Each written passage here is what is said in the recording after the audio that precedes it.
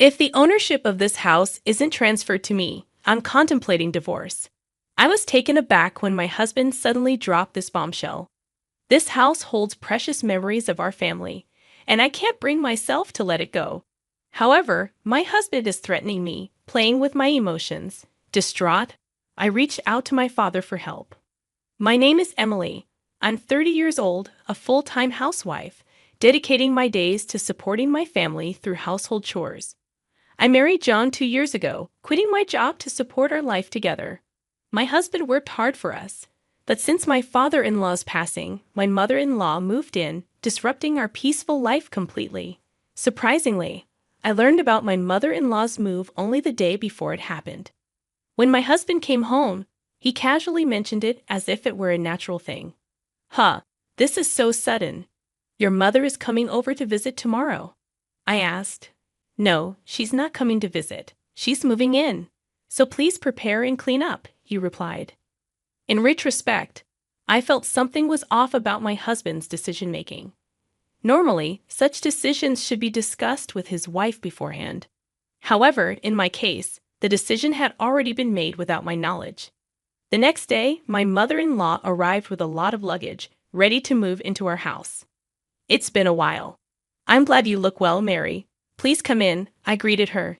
Strangely, she seemed displeased. Emily, why didn't you come pick me up? Isn't it common sense to meet at the station when your mother-in-law is coming, especially when I'm carrying big luggage? She complained. I explained that I didn't know her arrival time, but she retorted that I should have contacted her, labeling me as thoughtless. From that day on, my mother-in-law's snide comments intensified. As soon as my husband left for work, the barrage began. Emily, why are you sitting there? Do the dishes. You should have finished the laundry in the morning. That's common knowledge. I apologized and promised to do the laundry after the dishes. However, her comments continued, criticizing my priorities and claiming that in her house, there's a rule to do laundry immediately after breakfast, dismissing any excuses. I maintain my own daily routine. Why can't Mary understand that I'm not refusing to do the work? It seems she just can't accept my way of doing things. Even if I did things her way, she would still find fault and complain every day. The daytime hours alone with her were especially challenging. One day, I had an epiphany on how to end this living hell with my mother-in-law. Move to the house I inherited from my father and live in a separate home from her. My father retired early a few months ago, and as a result, my parents started a new life in the countryside. They then passed on their house to me. Fortunately, that house isn't too far from our current apartment, and we were planning to move eventually. Living with my mother-in-law has reached my limits, so I decided to talk to my husband about moving sooner. John, can we talk for a moment? I asked. He inquired. What's up? Anything happened? I brought up the house my father gave us and suggested moving there. Oh, that house. We did talk about moving there someday. Why the sudden decision? He wondered. I explained. Well, I've been having some difficulties with your mother. I can't bear living with her anymore, so I'm seriously considering moving. Surprisingly, my husband agreed to the move. After informing Mary, we decided to move a week later. I thought she would oppose, but she accepted our decision with a big smile. Goodbye, John and Emily. I'm so sorry for the sudden decision to move, she said. We reassured her, don't worry about it. It's wonderful that your father gave you the house. He's very sweet. Thank you. Please visit us sometime. She promised to visit, and we headed to our new home. I felt relieved. I wouldn't have to hear snide remarks from her anymore. From now on, I could live freely at my own pace. Although I thought she might oppose, I'm glad I consulted John. However, my peace did not last. While I could keep a distance from my mother-in-law and reduce stress, my husband started coming home late.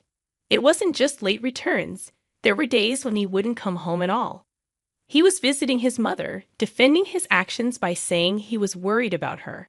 It became too frequent, disrupting my daily life. One day, I realized this couldn't go on. I sat him down for a talk.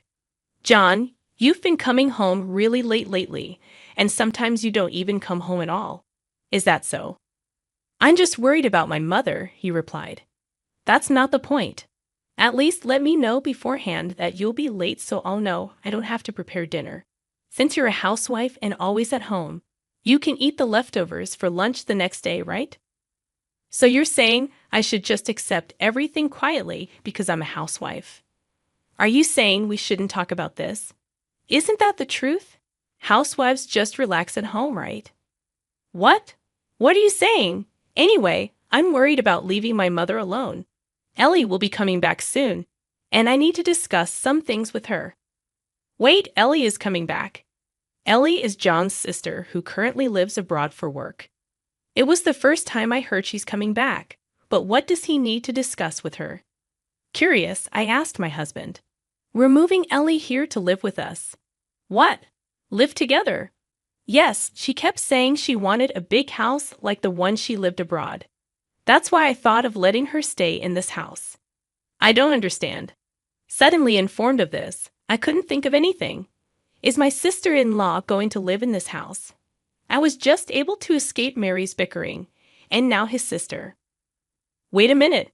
Why is Ellie going to live in this house? This is the house that I inherited from my father. It's unnatural. This is the only big house that would satisfy Ellie. The apartment where we used to live is now where my mother stays, and it's too small for 4 people. Don't just decide on your own. I never intended to live with Ellie. Oh, I don't plan to live together either. I intend to give this house to Ellie. What? Why? Because we plan to move back with my mother. Ellie can use this house freely. I was taken aback by my husband's unreasonable proposal and felt like fainting. Despite my repeated insistence that I had no intention of living with my mother-in-law, my husband eventually became furious. Can't you be a little more considerate? You can live because of me, so just do as I say. Enough is enough. Enough of your jokes. This house is precious to me, inherited from my father. Why should I give it to Ellie? Such a wonderful house is wasted on you, isn't it? I've already told Ellie that I've got her a large house. It's too late to say otherwise now. I wasn't consulted in any of this decision. Either way, I can't accept it. You're always complaining. Enough. Calm down and think. I'll go back to my mother's for a while. My husband angrily slammed the door and left. Left alone in the room, tears streamed down my face. I couldn't understand why my husband decided everything on his own. It's unimaginable that he intends to give away the house. I inherited my father's house, but my husband insisted on giving it to my sister-in-law, Ellie. Every day, he bombarded me with messages, asking if I had calmed down and urging me to come back soon. Each time, I had to firmly tell him that I had no intention of agreeing. Then, one day, he sent a message that read, "Hey, Emily, when will you come here and live with me? Stop nagging. I've said it so many times. I have no intention of living with Mary, moving there, and giving this house to Ellie. I've already told Ellie, stop being selfish. She might be coming back this week, so there's no time. Why should I give up my house for your family? I inherited this house from my father. Don't decide on your own. Who do you think you're talking to? Even my mother is furious. I'm at my wit's end. That's not my problem. You're ignoring my feelings." My husband let out a big sigh over the phone, clearly frustrated. Then he said something shocking. "If you can't listen to me, then let's divorce. Hand over the house to Ellie. Leave by tomorrow." At that moment, my love for my husband quickly faded. Threatening me with the word divorce was utterly despicable, and I couldn't possibly forgive him. To use divorce as a threat without considering someone's feelings was unacceptable. I couldn't let these people have their way. As I burned with anger, my husband continued to speak with a triumphant and dominating tone. "Listen, if you don't leave by tomorrow, I'll really divorce you. Got it?" "Wait, are you serious?" I asked, shocked. "Of course I am. You don't have a choice. What will you do if you, a housewife, get divorced? You can't survive. Enough, I get it. Good. Hurry up and move over here. My mother is looking forward to disciplining you." He hung up the phone with a confident tone, thinking I would do as he said. After that call, I made up my mind and decided to seek help from my father for a plan. The next day came, and I calmly replied, "Yes, everything's ready. When asked about the move, curious about Ellie's return, my husband inquired. By the way, I'm curious about when Ellie will be back. She'll be back tomorrow. Why are you so obsessed with Ellie? Between you and me, she seems to have made a lot from stock investments. I see, so if you provide her with the house, maybe you can ask for financial help. That's so like you. Anyway, you need to leave that house today. It's inconvenient for all of us. Don't worry. I've already moved, I said calmly. What? What do you mean? My husband seemed genuinely surprised. I knew it. You don't want to divorce me, do you? Naturally. Without an income, you can't survive. But all of this is coming to an end. We're still married now, so that's why we're talking. Wait, what? I can only think about divorce now. My husband was clearly shaken by my words. You promised to move out of that house, right? And live with me? But you've already moved. What are you saying? Of course, I won't live in a house with a husband who decides everything on his own and a bullying mother-in-law. Huh. Why are you including me? You promised to move out for Ellie. I said I've already moved, didn't I? I did as you said. Enough with the jokes. Where are you now? My husband's tone was panicky, and he was clearly losing his cool. Actually, I'm at my parents' house.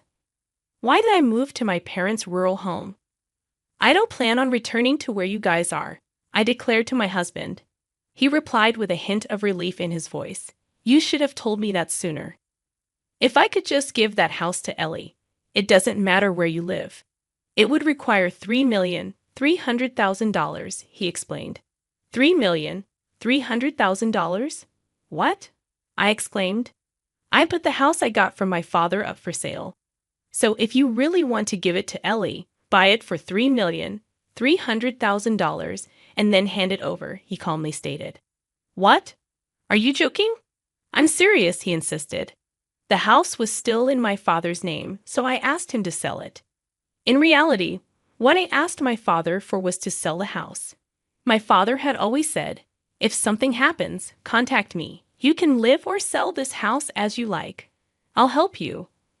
As a result of the valuation, a price of $3,300,000 was proposed, which I gladly agreed to and put the house on the market immediately.